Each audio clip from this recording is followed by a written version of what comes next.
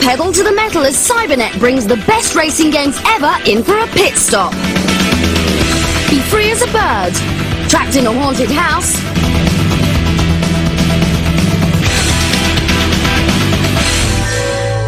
Okay, so all SNES owners have waited long enough for a decent role-playing game, and now the wait is over. The Secret of Evermore is a massive 24-meg adventure, starring one boy and his dog who stumble upon a strange machine and are hurled into a mysterious world. Just like other RPGs, you have to chat to people, find weapons and power-ups, and take on a whole host of evil monsters. If you think it looks a bit like The Secret of Mana, then you'd be right, because it was made by the same company, SquareSoft, who make some of the best RPGs around. Stay tuned for some interesting news on them later. The Secret of Evermore does have its good points. There's certainly plenty to find and it'll keep you going for ages, but as far as playability goes, it's not as good as Mana. Some of the battles can get very repetitious, and about halfway through the game you might find yourself thinking, haven't I been here before?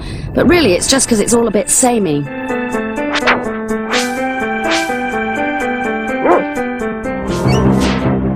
Having said that, we managed to stick it out to the end, and the game is still above average compared to a lot of other role-playing games. So basically, yeah, it's good, but it could have been a lot better.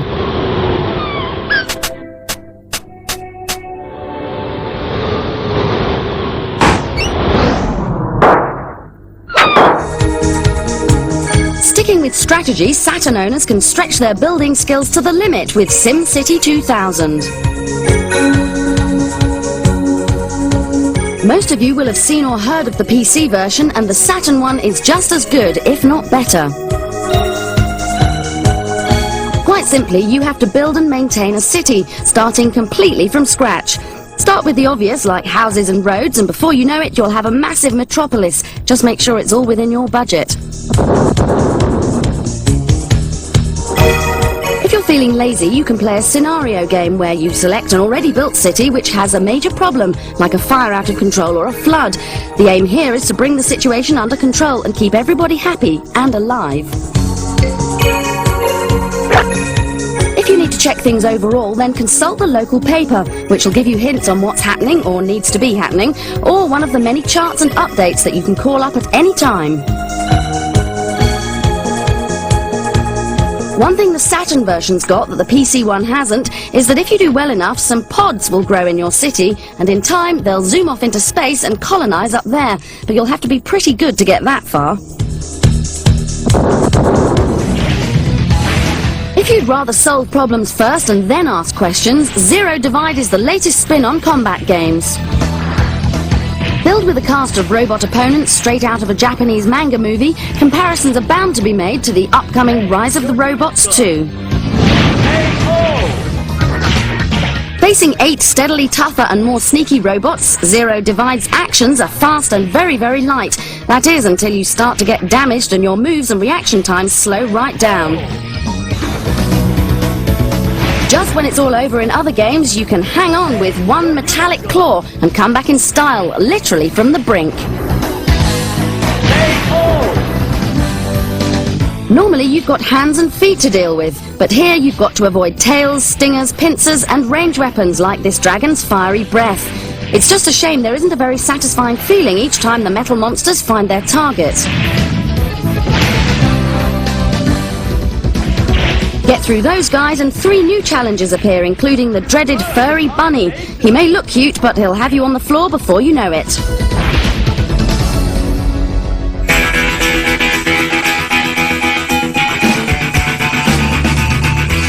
Some news has just landed hot on our desks that the Saturn version of arcade racer Sega Rally has become the fastest selling piece of CD software ever in Britain. And as for the rest of the world, it seems to be doing all right everywhere else too.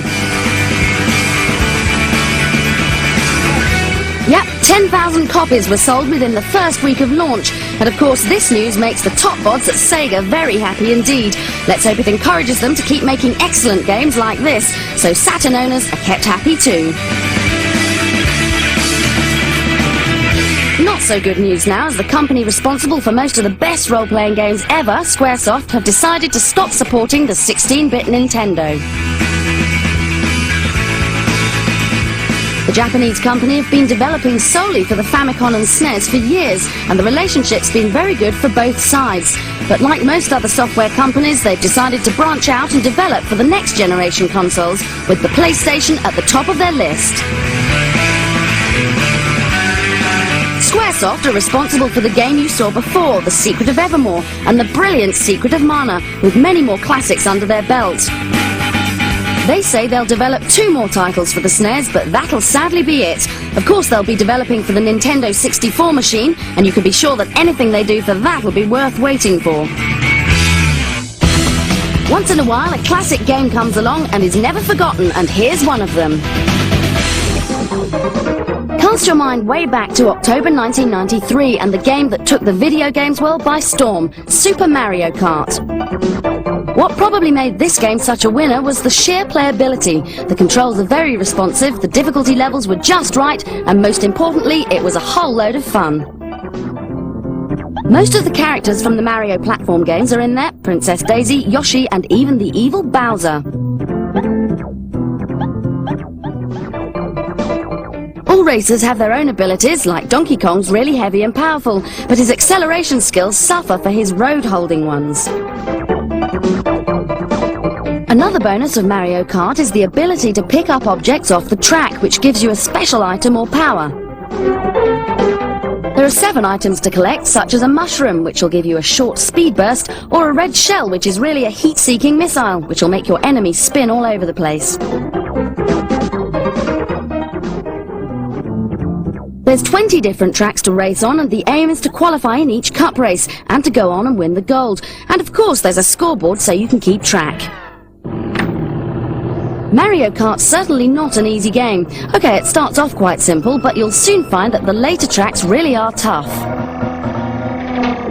The game's got some really nice touches, like the rear view mirror, and although it's great if you're playing on your own, it's probably much better played against a mate. The split screen for 2-player mode is pretty clear, so you can keep a good eye on your opponent, and remember to use your shortcuts, there's plenty of them.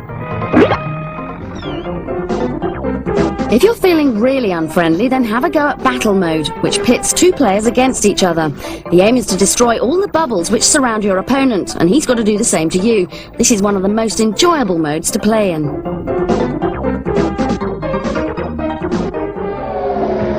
Considering Mario Kart's quite a few years old, it still ranks up there with the very best in racing games, and is still incredibly smooth and fast for a 16-bit game. And of course, keep your engines running for the Nintendo 64 version, which looks brilliant. Let's just hope it plays as well as the 16-bit one. Racers are one of the most popular game types around, and you'll be surprised at how many there are. Beating someone to the finish line has always been a thrill for a lot of people, and racing games from the earliest ones to today's arcade conversions have brought that thrill home to people everywhere. But as we all know, it's not just when you get somewhere, it's how you get there, and what kind of driver you want to be means choosing from getting real, slip and slide, shoot and burn, and arcade addicts.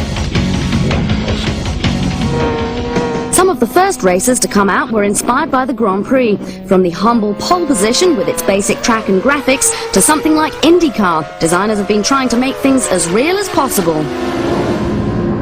But not everyone's a Formula One fan, and the chance to drive an expensive sports car in Need for Speed or skateboard down a canyon road might be a little more inviting. The problem with Sims is striking a balance. While it can be quite an achievement to copy a real situation, the excitement you should be feeling can get lost in the translation. That's why others look to slip and slide. Earlier we had a good look at Mario Kart. Proper car design, gear changes, wheel spin, none of them are here, and it doesn't matter. 3D or 2D, it's the same idea. Zip around, bump into your opponents, and have a good chance of catching up, even if you make a mistake. Graphics can be as simple or detailed as you like, but they should never replace that fun factor. No rules means adding any silly features you want, but silly for one person is stupid for another. And anyway, some people can take their gaming very seriously. They might prefer to shoot and burn. For some reason, being serious means being in the future. Everything has to be dark, mean and moody, and if you lose, it could mean, well, at the very least, switching channels. Not a problem. You know why? Because it ain't real. It's a whole lot better than real, baby. It's virtual television. Reality's worst nightmare. Mega Race was the first and probably the worst of these high-tech battles. Picking up power-ups and ammo along the way, it was dodgy, jerky handling with the chance to zap your opponents off the track, not just pass them by. The driving bit got a whole lot better in Quarantine and Twisted Metal, but other games traded in the cars for slick spaceships, the best of the bunch being the instant classic Wipeout.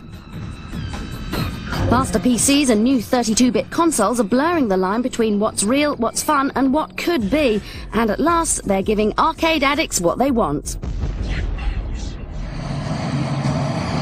Today's arcade racers like Ridge Racer and Sega Rally are drivers' favourites. Home versions mix realism, excitement and plenty of reasons to be silly or serious. Learn every inch of the track to be number one, or just laugh as you completely fail to take a corner.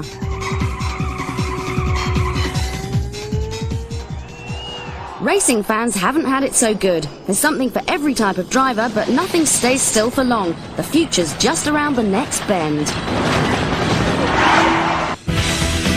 If you're an internet user who finds the whole thing a bit all over the place, then get ready for this. Most of us know that the internet is jam-packed with just about every subject you could think of, and anything that makes it easier and more user-friendly has got to be a good thing.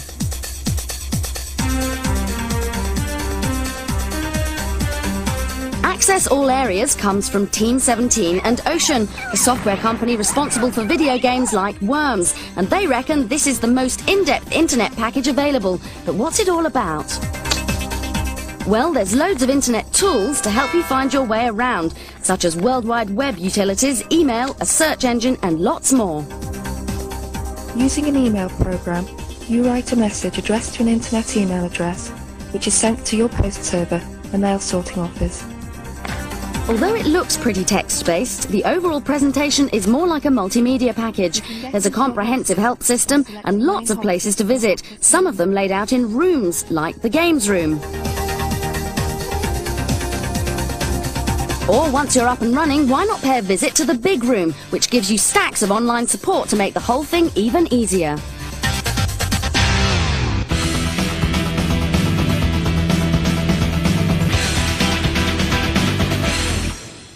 Suddenly, a boy, dressed in green, came flying through the window.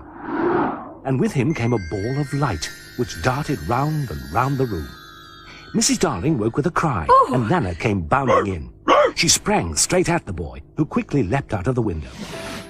The boy from Never Neverland is back, and no, it's not Michael Jackson, it's Peter Pan returning to sprinkle fairy dust into our hard drives. All the characters we know and love are here. There's Peter, Wendy, the Lost Boys, Tinkerbell, and of course the evil Captain Hook. Having no mother, they don't know how dangerous it is to eat rich, damp cake. They will die!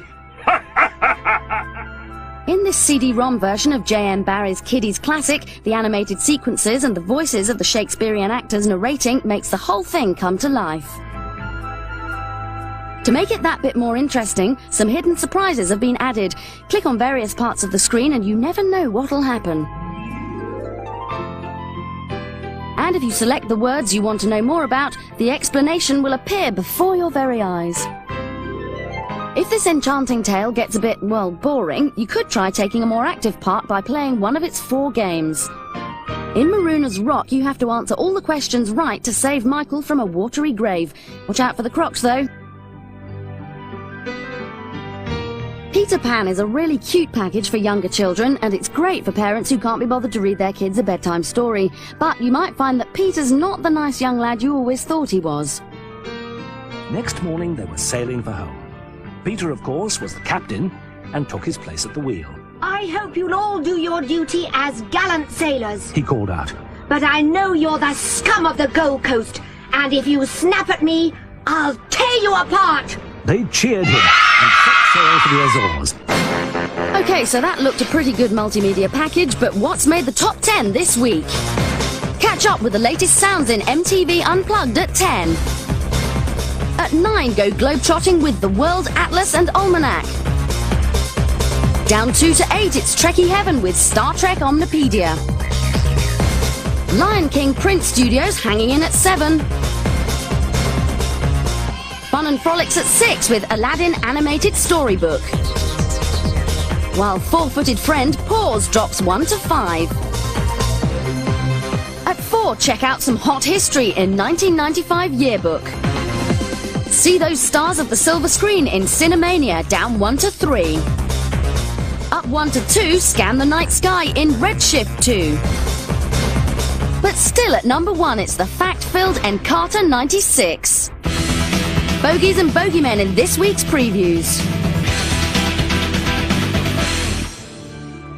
Good evening. You are welcome here. I hope you will stay. It's a long time since we had visitors. No matter how many scary movies we watch, we still fall for the old haunted house routine. We know we shouldn't go in, but we just can't resist it. The idea of this haunted house is to find your way out. Told you shouldn't have gone in there. By searching for 5 keys which will unlock the door. Using your rather tasty-looking fly pointer, you land and click on various parts of the scenery which will either send you to another of the 10 rooms or make something creepy happen.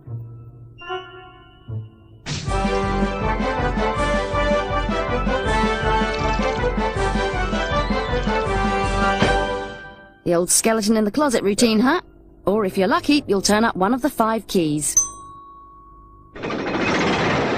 Fill in all the numbers and you're almost there. The problem I had was that I didn't want to leave. There's so much fun to be had just finding out what's in that cupboard, what happens if I push this or open that, solving puzzles or helping a spider grab its lunch. Ooh, that you might forget about the keys altogether until you accidentally find one. It's not actually too hard to finish the game, but that's not the point when you can do this.